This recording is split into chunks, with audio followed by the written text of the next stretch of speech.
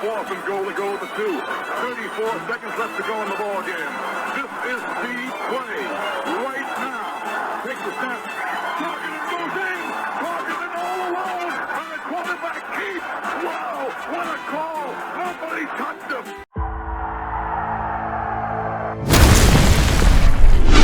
Here is Jeff, the host of the Gridiron.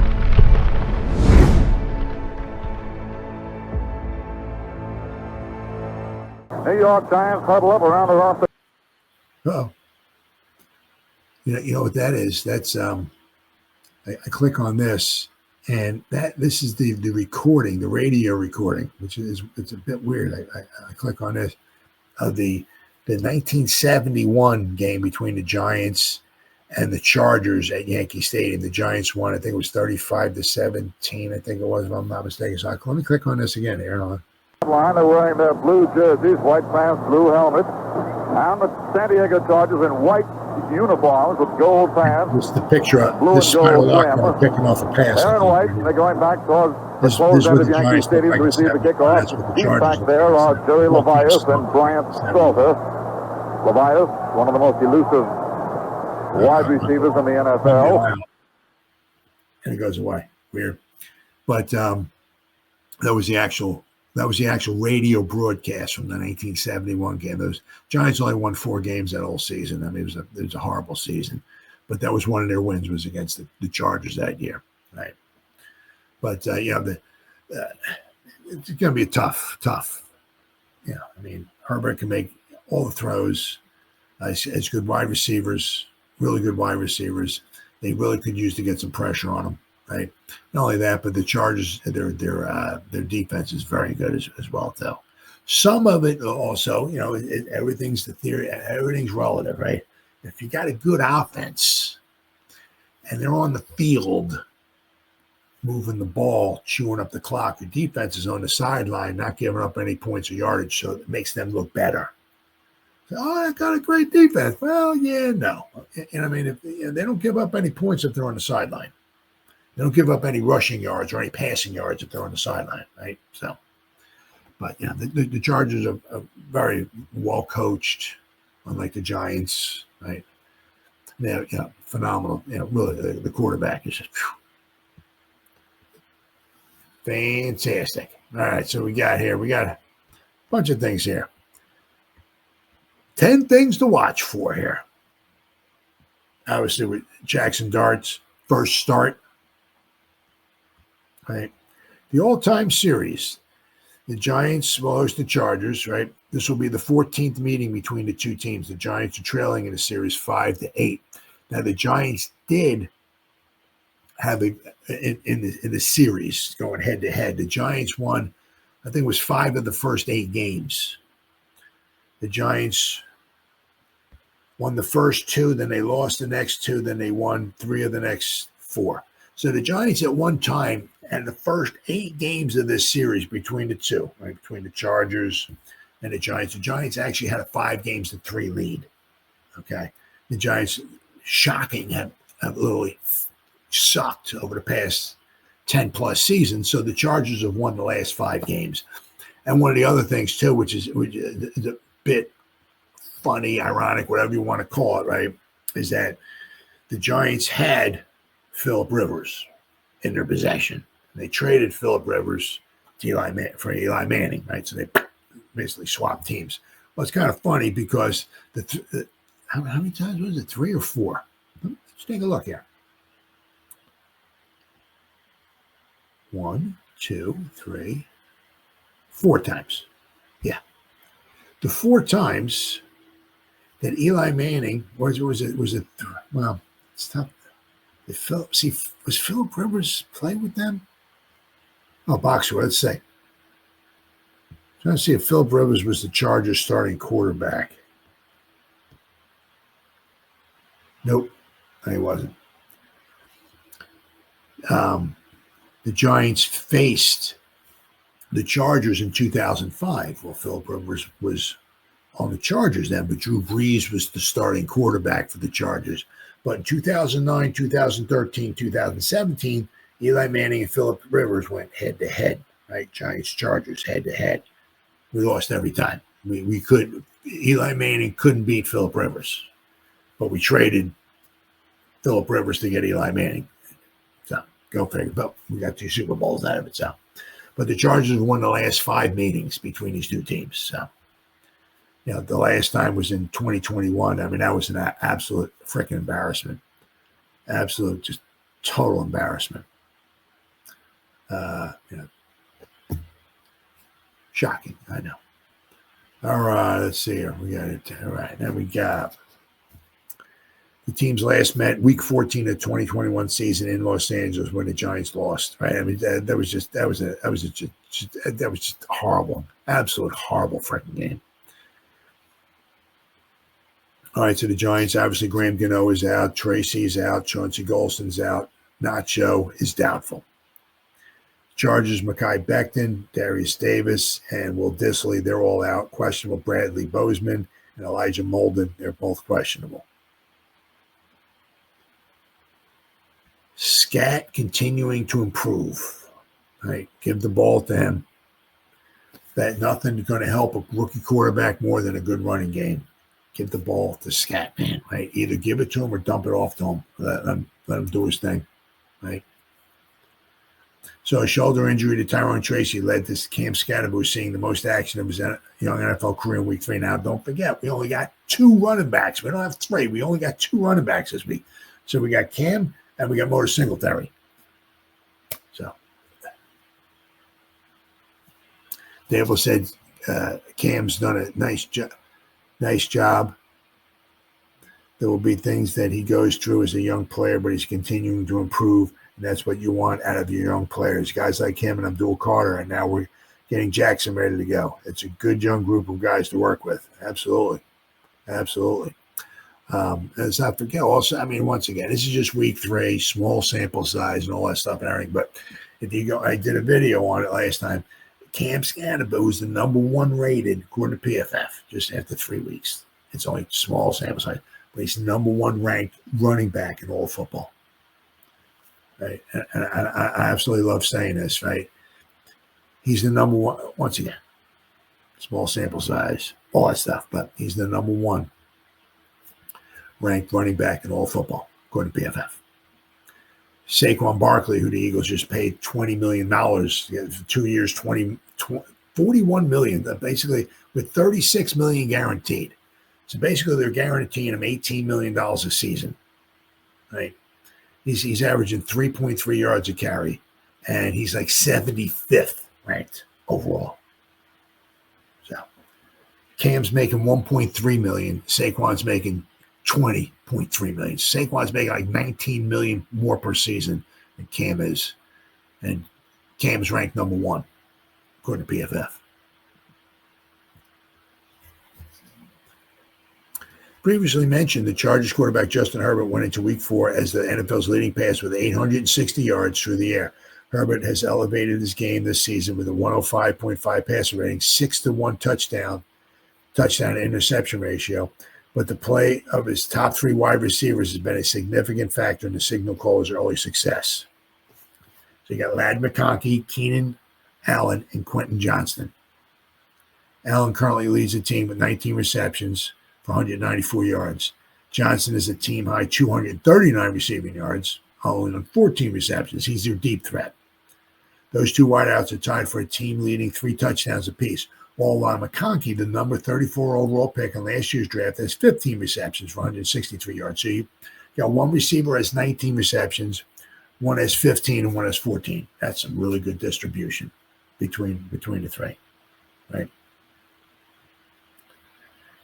Let's see. Now it's going to be interesting because probably Burns is going to be over Joe Alt, their offensive tackle, right? Burns enters week 4 in a 3-way tie for second most sacks in the NFL with 4 to go with his 13 total pressures.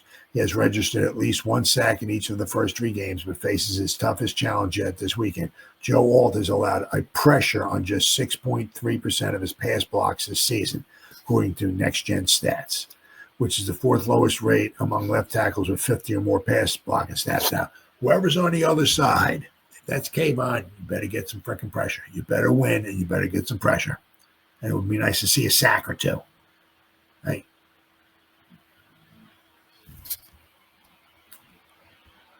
All right, let's see here. We got now.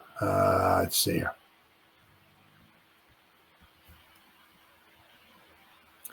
Was the Chargers are 3-0 for the first time since the 2002 season, having already defeated all three of their AFC West foes by a combined score of 70-50. So, I mean, they beat the Broncos, they beat the Chiefs, and they beat the Raiders.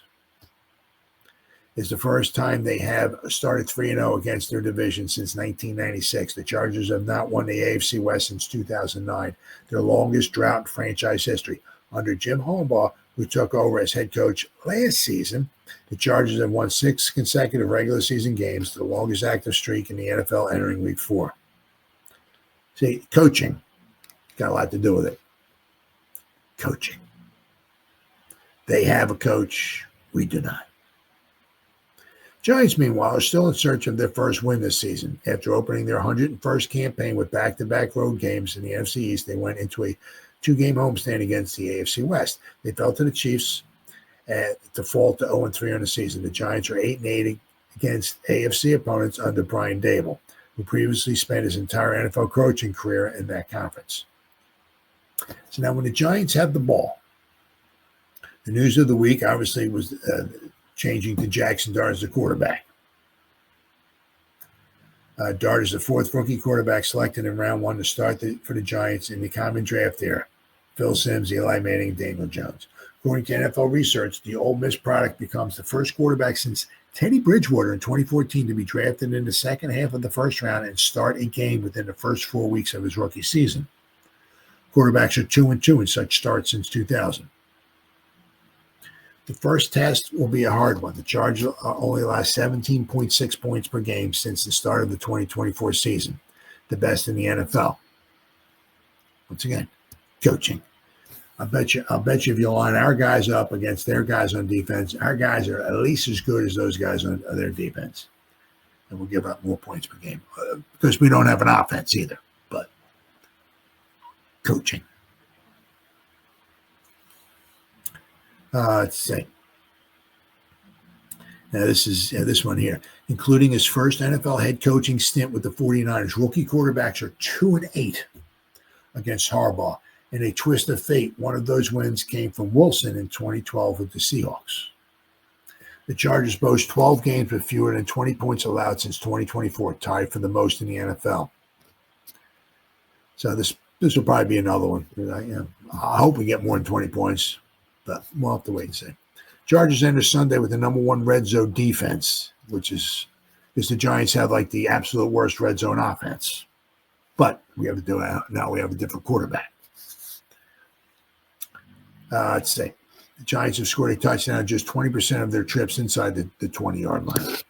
All-pro safety Derwin James Jr. had a career-high 4 tackles for loss last week. The guy's amazing. He was one of just 5 players in the NFL last season and the only defensive back to have at least 70 tackles, 5 sacks, an interception, and 5 passes defensed. Malik Neighbors was held to a career lows in receptions, 2 in receiving yards, 13 in week 3. I mean, I don't know how we could not find ways to get the guy the ball. It's like, are you kidding me? Are you kidding me? Your best offensive player. They're covering him. I don't know what we do. I was like, are you kidding me? Are you kidding me? Oh, my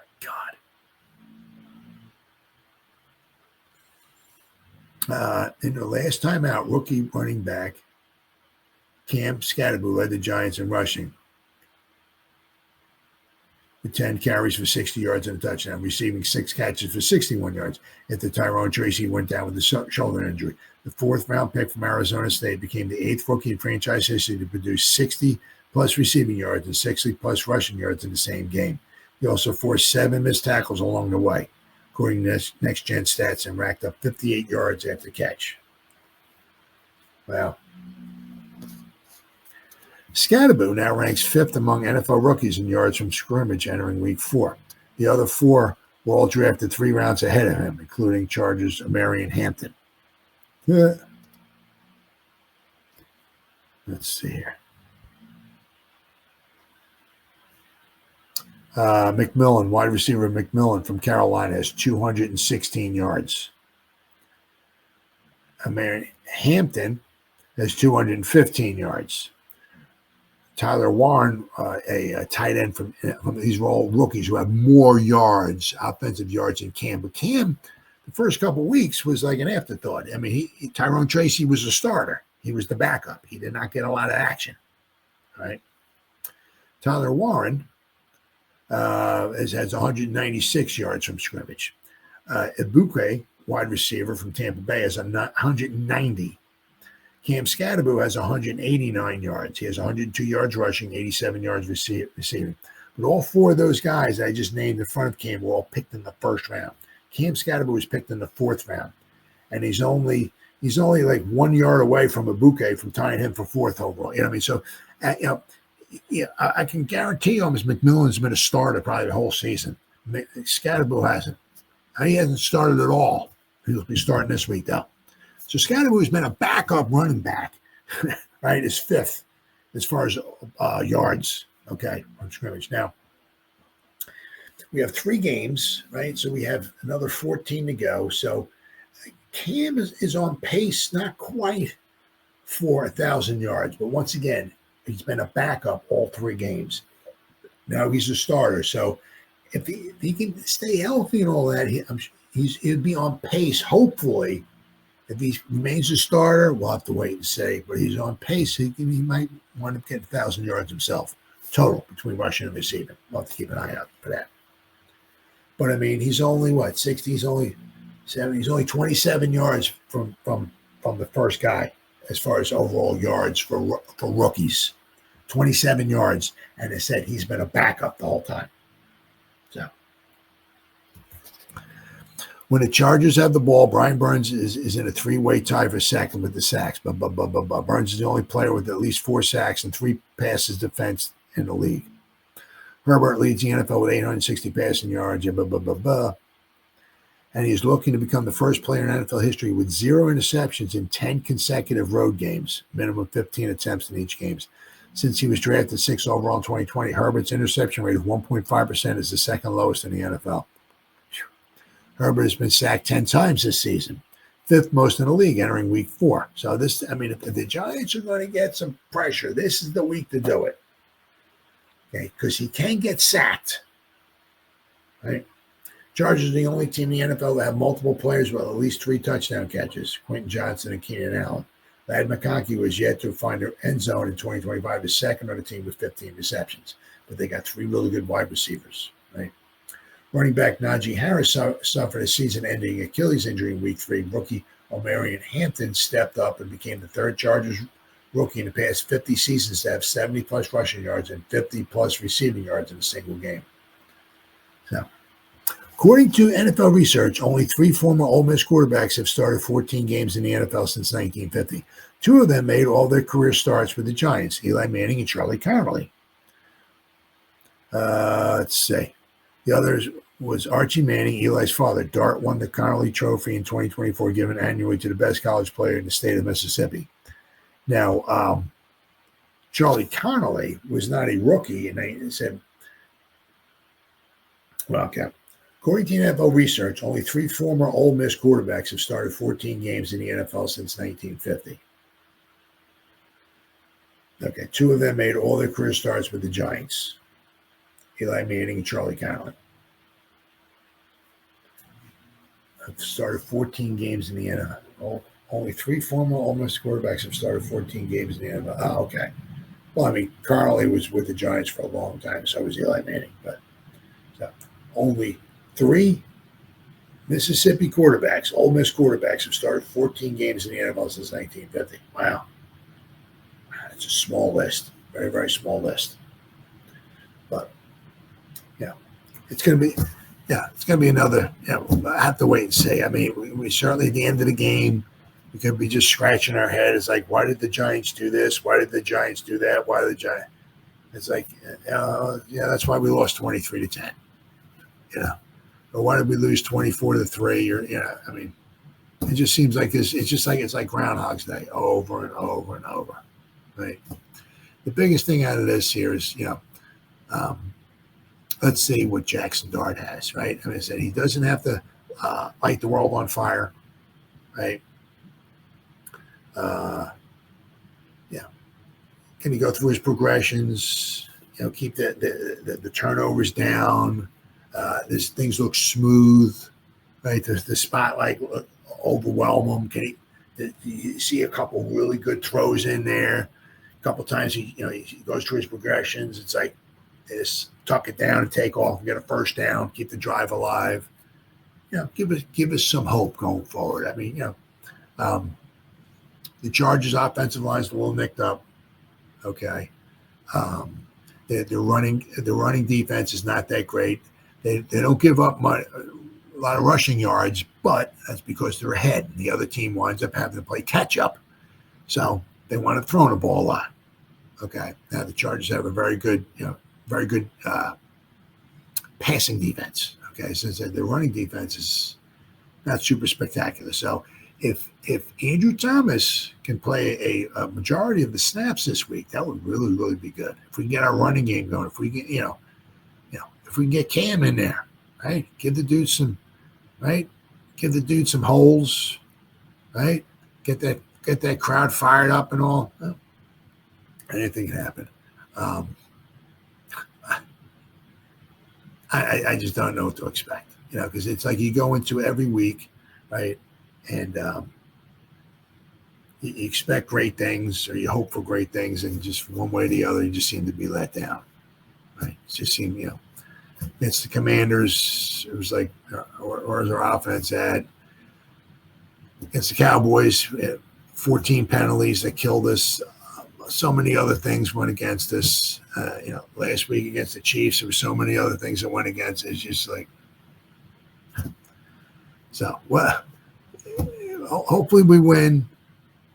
Unfortunately, probably we're going to lose, but every game is different. You have no idea. Like I said, the biggest thing is, can Jackson Dart go out there and play some football and give us New York Giants fans some hope for the future?